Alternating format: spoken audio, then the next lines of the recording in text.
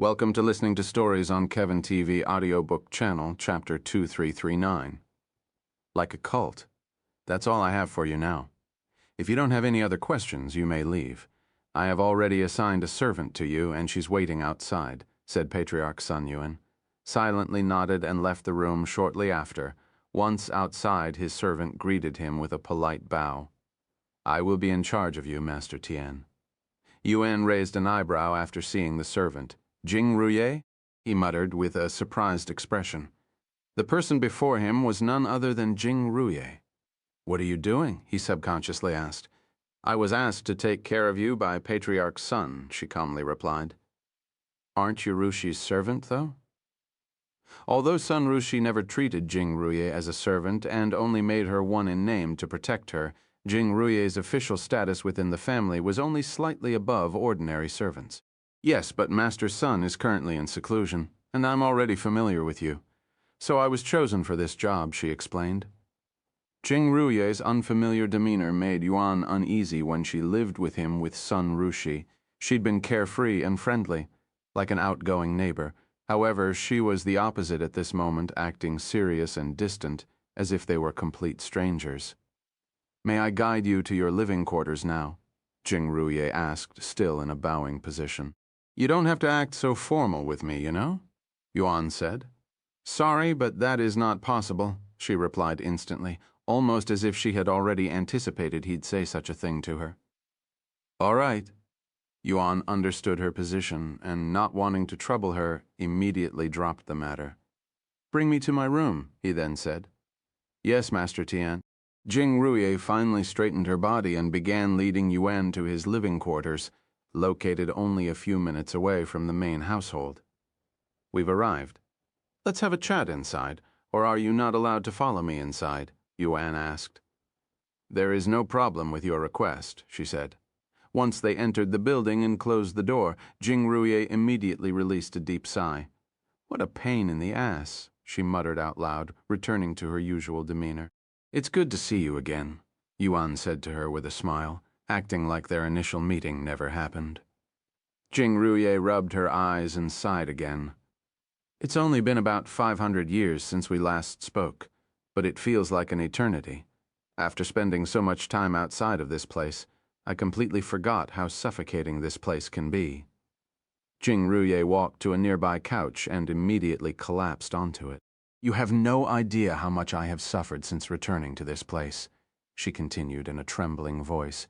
Yuan took a seat beside her and asked, Tell me about it. Since Sister Rusi is the eldest and nearly untouchable in the family, she wasn't punished for her actions.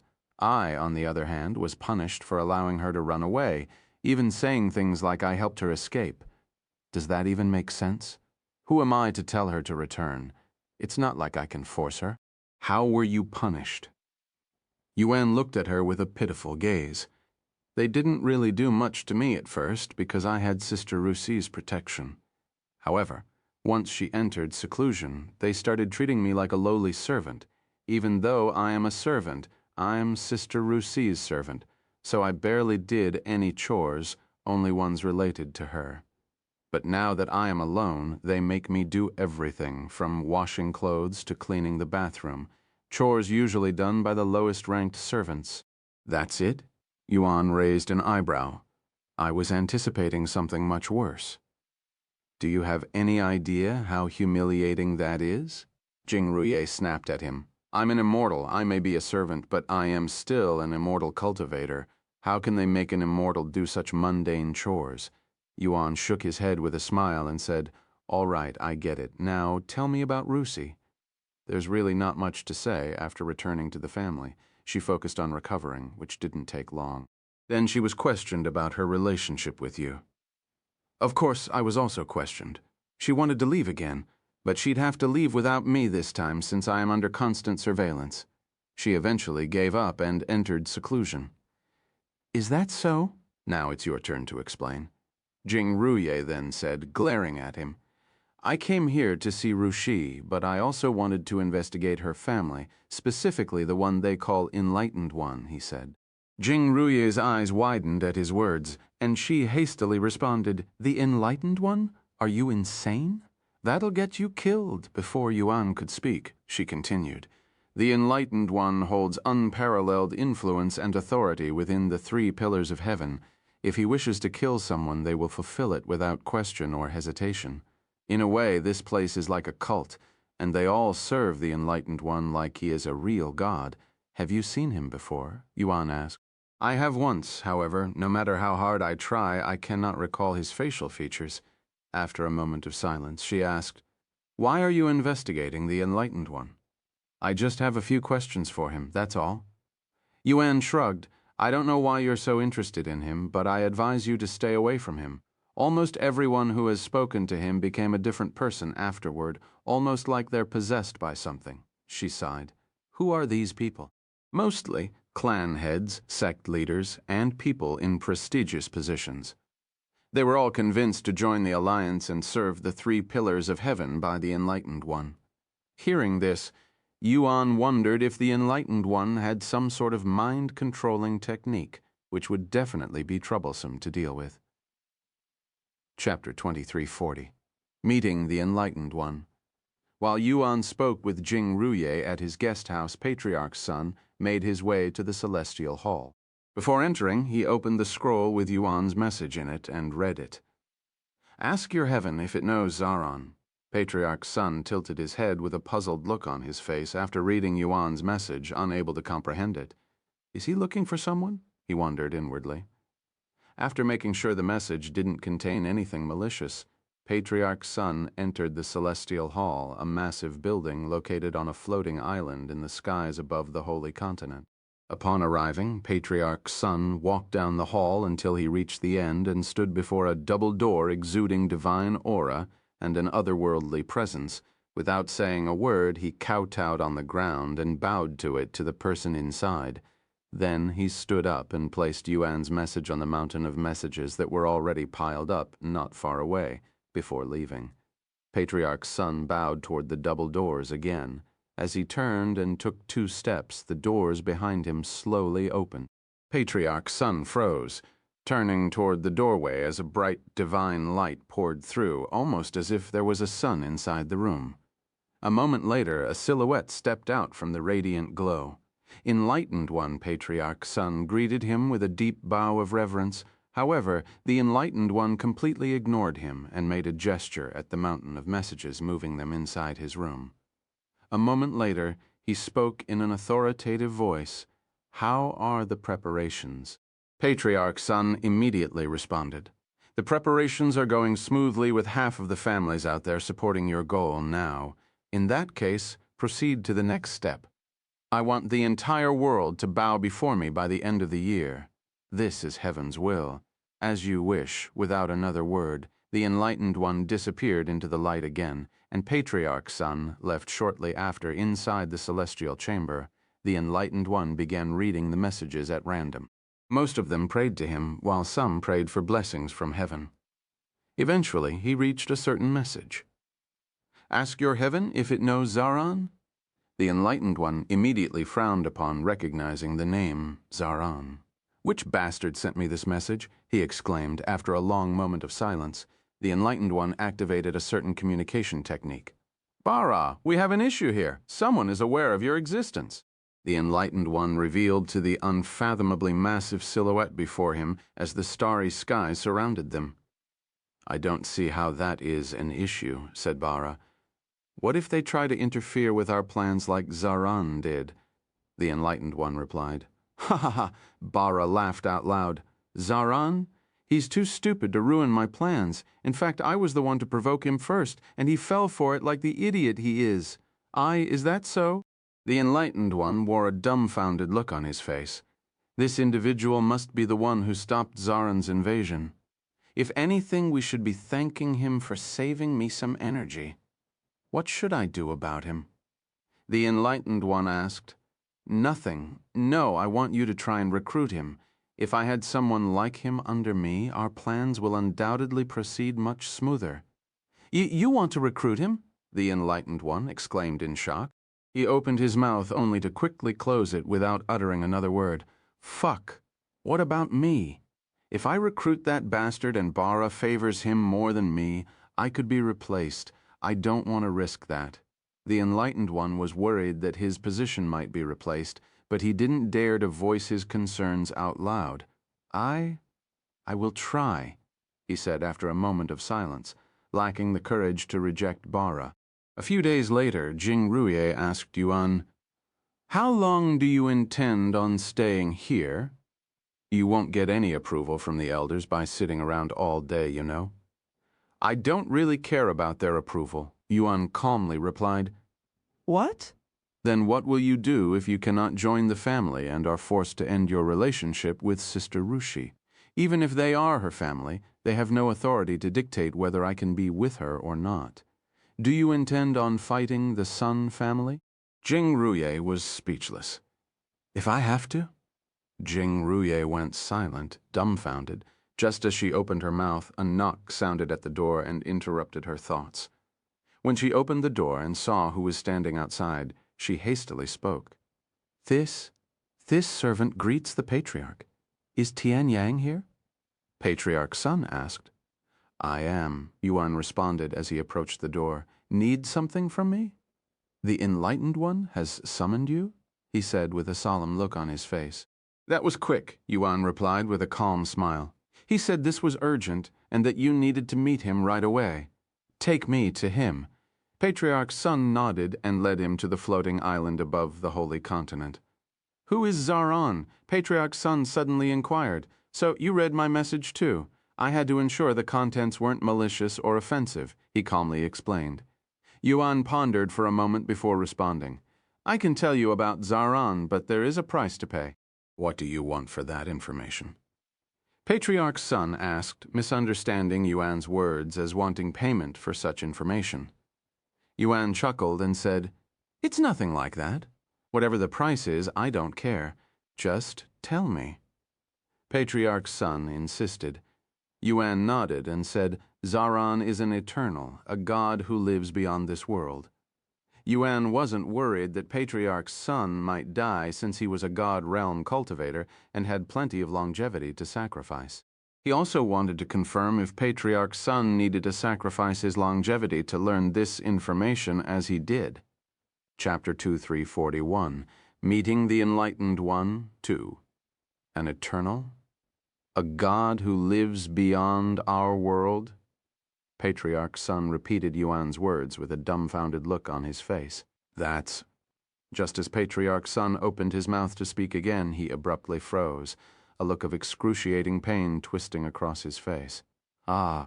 Patriarch Sun collapsed to the ground, groaning as veins bulged across his face while he struggled to endure the pain. Seeing this, Yuan reaffirmed that learning about the Eternals required sacrifice. However, this only made him more confused.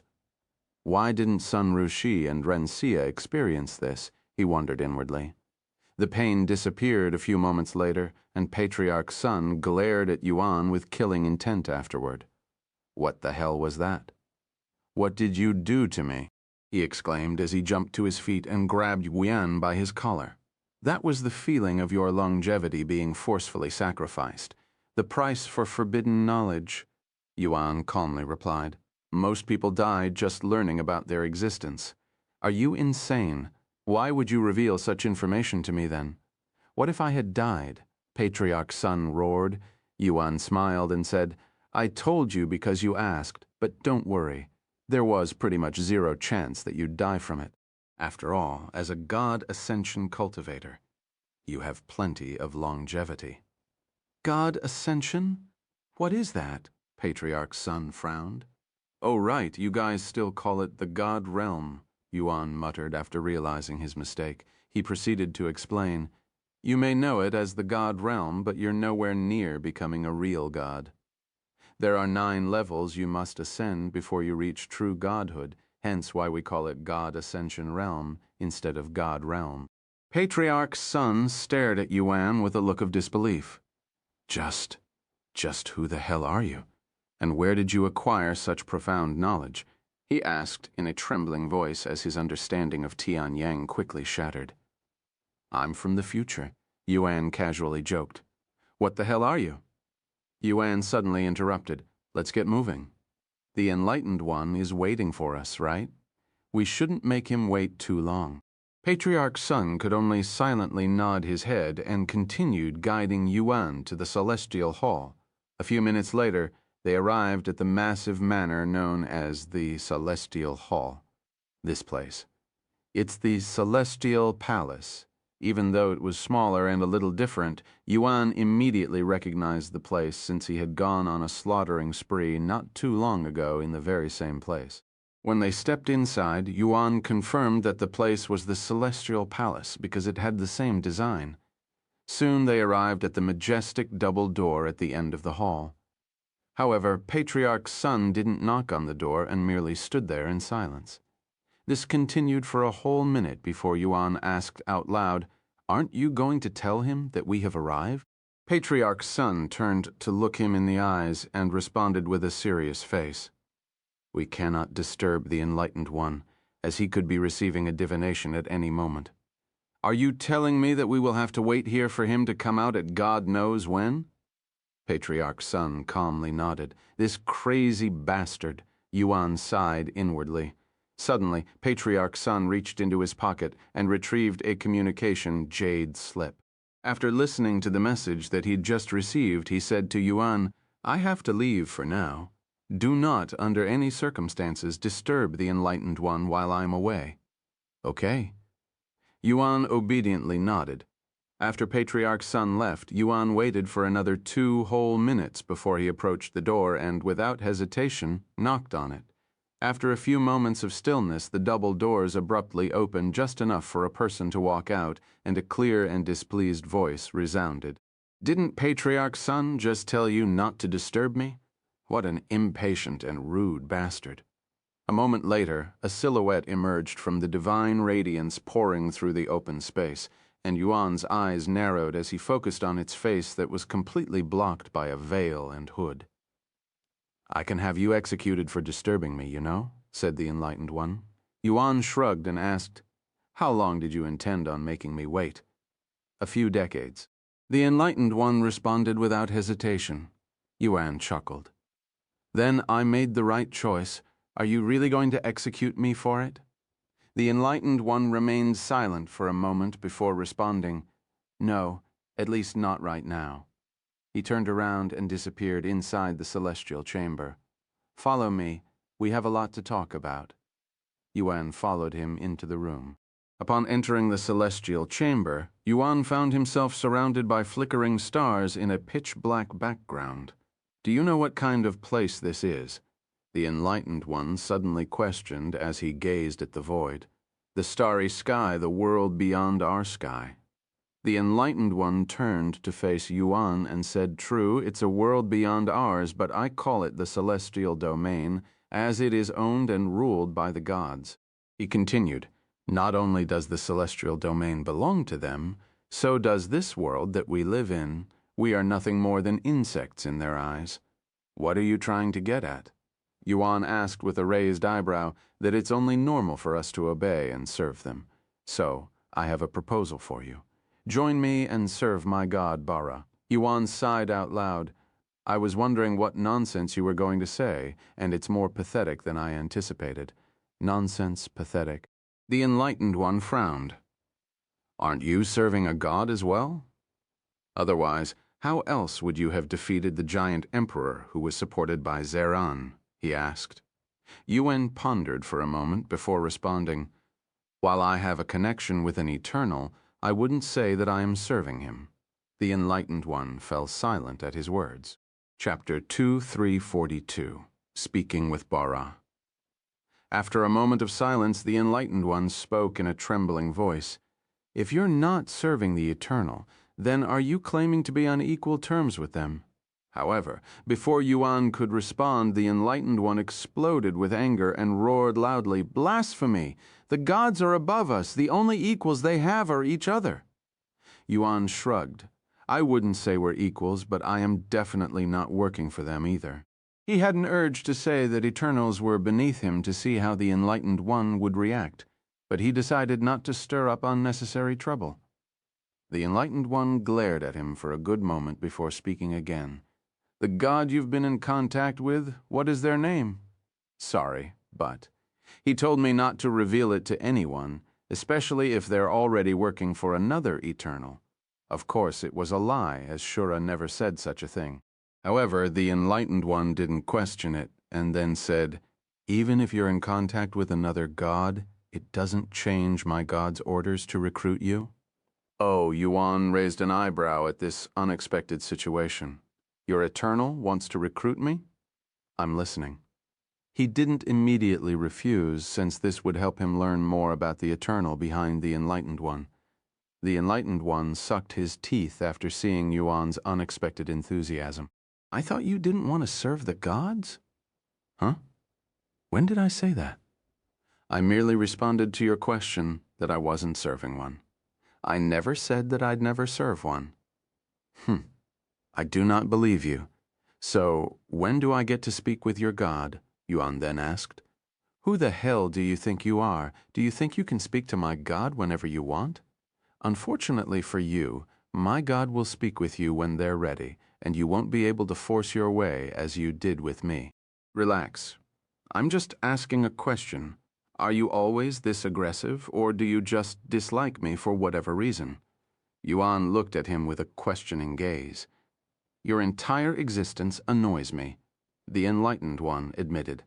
"I don't know why, but when I look at you, my entire being feels disgusted. Even now, I am resisting the urge to puke. But this is our first time meeting. Or was my first impression really that bad?" Yuan wondered out loud. "Anyway, if your god isn't going to speak with me right now, I have no reason to linger, so I'll be taking my leave." "Wait." The Enlightened One suddenly stopped him. "Who said you could leave? Do you want me to stay? I thought my existence disgusted you. If I were you, I'd want me to leave as soon as possible. As much as I want you to get out of my sight, I still have some questions for you," he said. "I can't say I'll be able to answer all of your questions, but feel free to ask them. What is your relationship with the giant emperor and the god behind him?" "A tough question right from the get-go, huh?" Yuan smiled. "He was a friend of mine. We've known each other long before he met the Eternal. As for the Eternal, I don't have any relationship with him." "Then why did you kill the giant emperor? Are you asking me why I saved the world from his invasion? Would you have done it if I didn't intervene?" Yuan asked. The Enlightened One remained quiet for a moment before responding in a clear voice. "Of course I would have stopped him. In fact, if you had waited a day later, I would have already taken care of him." "And how would you have done that?" Yuan pressed. "Does it even matter anymore?" The Enlightened One shook his head, refusing to explain further. Hearing his response, Yuan couldn't help but laugh inwardly. "Anyway, how did you defeat the giant emperor?" The Enlightened One continued to ask. "I chopped his head off." "That simple?" "I heard that even 6 God Realm cultivators working together weren't able to penetrate his skin, much less injure him. What can I say other than that? I'm simply stronger than them." "Then how?" The Enlightened One suddenly halted his sentence after a brief pause. He continued, "My God has demanded your audience. I will now connect you to them. Don't move." The Enlightened One suddenly raised his arm and mumbled something before tapping Yuan on the forehead. The next moment, Yuan found himself hovering before a massive entity staring down upon him from many light years away. "So you're the mortal who ruined Zaron's plans. You're a lot weaker than I anticipated. Did you really defeat Zaron's puppet?" Yuan studied the Eternal before him with a calm gaze. "I see. So you're the one supporting the Enlightened One, Bara." Bara's eyes widened when Yuan called it by its name, even though this was their first meeting. "Why do you know my name? Did Zaron tell you? Or was it the Eternal behind you?" Bara asked. Unbeknownst to Bara, Yuan knew its name because he'd fought it before, even putting it into a deep slumber. Yuan ignored Bara's question and continued asking, "Where are the others?" "The others? What nonsense are you spewing?" "I see. So he's still working alone at this point." "Never mind," he said out loud a moment later. "Answer my question, mortal. Who gave you my name? If you dare to ignore me again, I'll erase you from existence." "It was Zaron." Yuan lied with a calm face. Bara narrowed his eyes at Yuan. You have an odd atmosphere around you. You're clearly mortal, yet I am getting a different feeling from you. Who is the eternal that you serve? I don't serve any eternal, at least not yet. Then who is the eternal supporting you? Saruk, Yuan said with a smile on his face. What? Saruk? I thought that bastard wasn't interested in this place, Bara exclaimed in a surprised voice.